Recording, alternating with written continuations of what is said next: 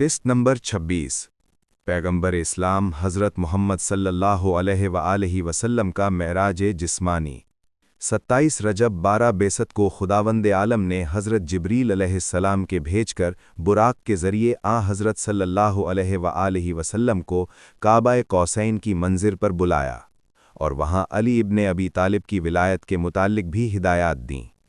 इस मुबारक और उरूज सफ़र को मेराज कहा जाता है। ये सफ़र उम्मे हानी के घर से शुरू हुआ।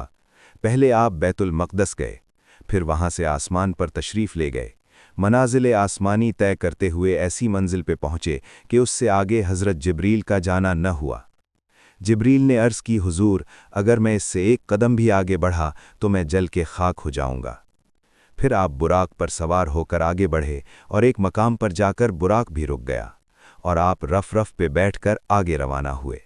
ये एक नूरी तख्त था जो नूर के दरिया में बह रहा था। यहाँ तक कि मंजिल मकसूद तक पहुँच गए और फ़ौरन वापस आए और परवरदिगार ने आपको बहुत राज़ो नियाज से नवाजा। एक रिवायत में है कि पहले बस 2 नमाज़ें फ़र्ज़ थीं, फिर बाद में 5 नमाज़ें फ़र्ज़